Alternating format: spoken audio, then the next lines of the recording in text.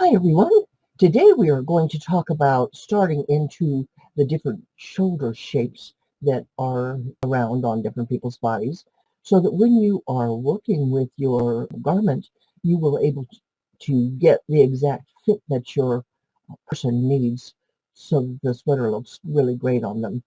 Now, my shoulders are kind of in between normal and sloped.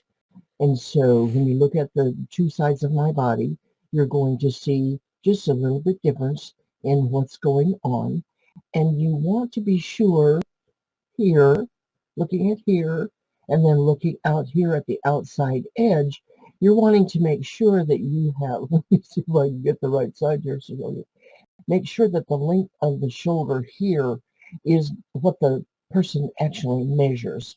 So usually you put one finger, just set one finger right here next to the neck and start your tape measure right at the edge of that finger and then measure out the shoulder to the large bone. You'll feel it at the edge of the shoulder out here.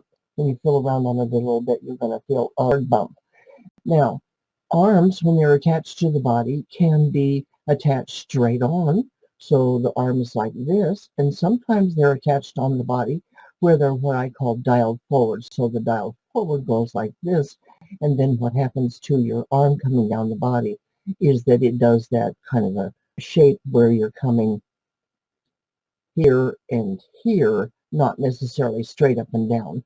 So that's all has to do with what's going on here with this part of your arm right here, and that impacts where you are from the shoulder out to the edge of your garment.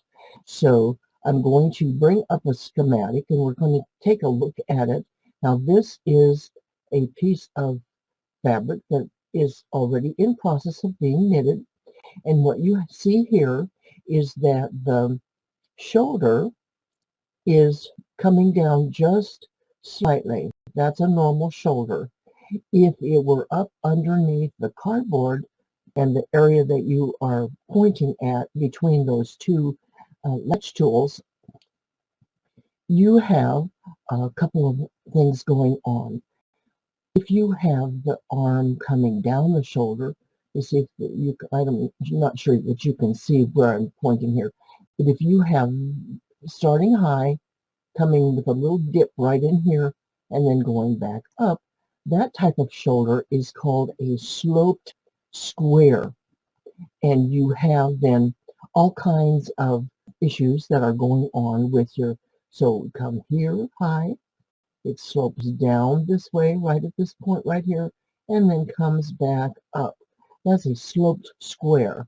So you have square, which would come right across underneath where the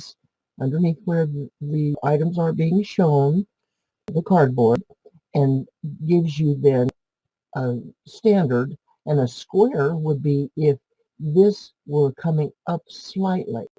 So this would be coming, I'm trying to get this so that it's not flagging all my things for my images. It would come up just slightly here, which would give you more space between here and here.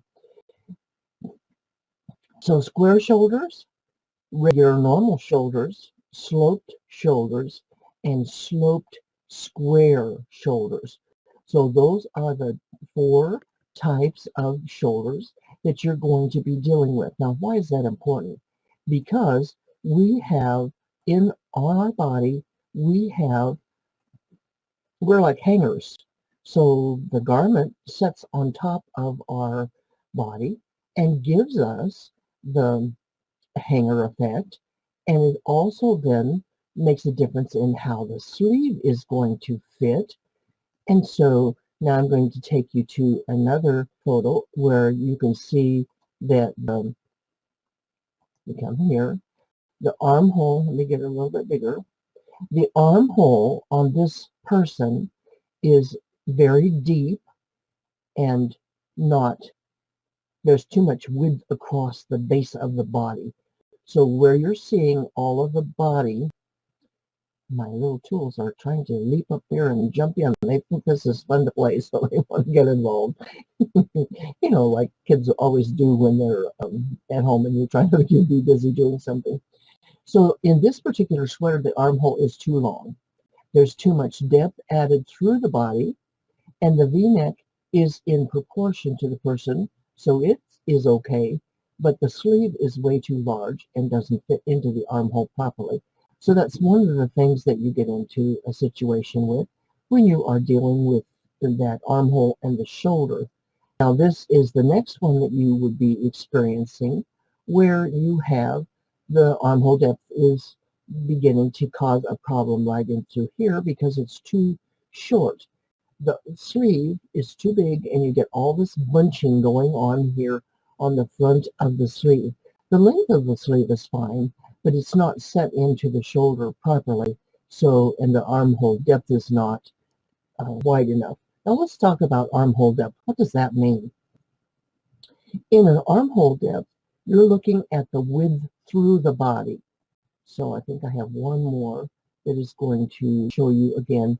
This is the shape of the sleeve is not correct and the armhole is too short because you get all this bunching under the arm like this. So you can begin to look at the sweaters as you are putting them on yourself or your customer and see what is happening in those instances so that you're able to go from there. And I'm just going to whisk on past these things until we get to this.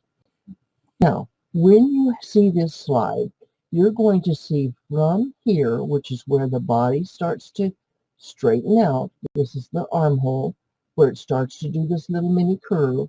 You're looking at what's happening here across the depth of the body.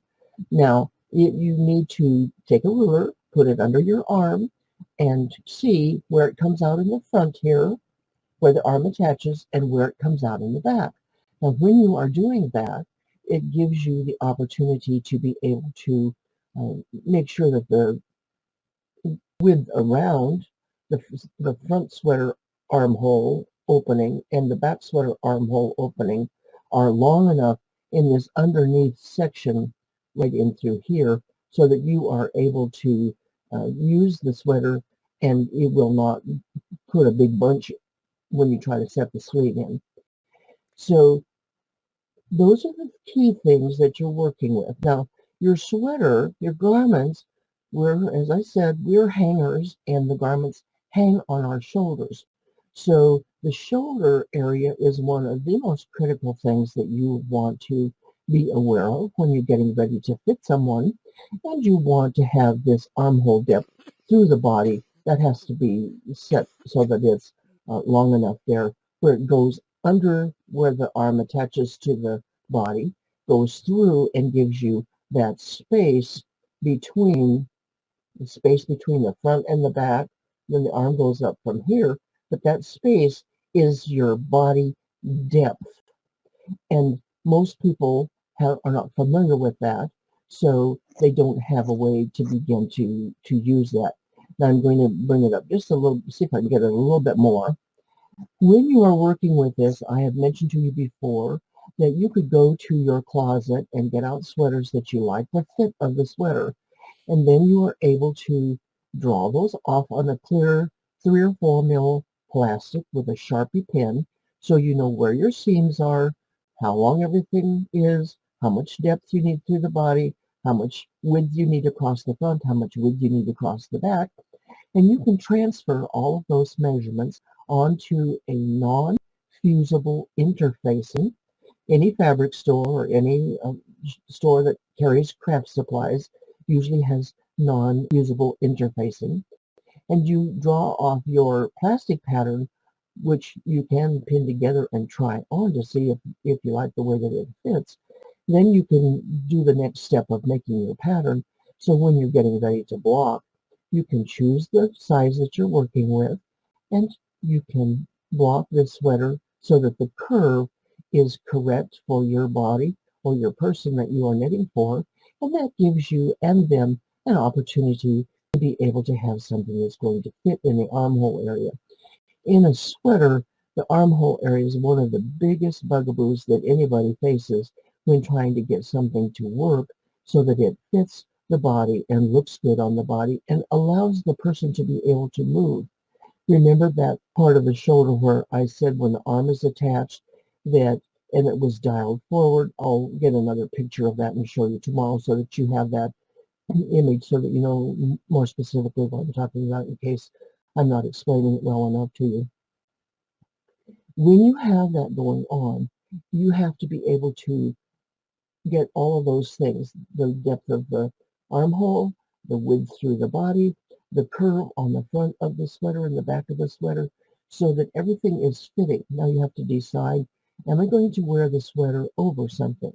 So if you're going to wear the sweater over a shirt or something like that, you need to be sure you're making your armhole depth and width enough to where you can accommodate that shirt or blouse or vest or top underneath the armhole so that you're not, again, making that area too tight. Those are, again, things that can make a difference on what the garment looks like to you and gives you an opportunity then to fine tune and tweak and gives you, again, a chance to have a garment that you're really pleased with, that you're wearing yourself and are really pleased with, and that your customer is wearing and is really pleased with. So that contributes to how much fun you're going to have knitting. If you're going to be doing knit garments for sale or for gifts, you want to consider those things so that you have everything in place. Now, there are 7 different formulas that make a difference in how your sweater fits. So we'll be talking about some of those so that, again, it gives you an opportunity to get those in place for yourself so that you understand. So the sweater for whoever you're going to be working with is going to be something that they will really love and you will love seeing them in. And they will then be able to refer other people to you if they are happy with their sweater and people ask them where they got it. It could be a really good referral source for you if you want to knit for other people. And oftentimes, one of our goals when we get a knitting machine is to knit for other people. I happen to knit for other people, and I happen to sell to stores. So I have a couple of different ways that I use that. So I take private clients, and I also do the markets where I sell to wholesale to the different stores who carry my line of sweaters.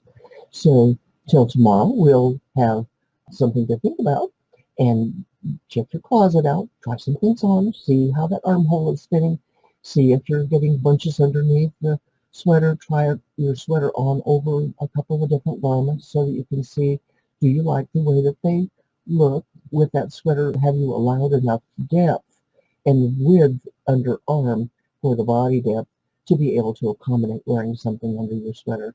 So happy knitting.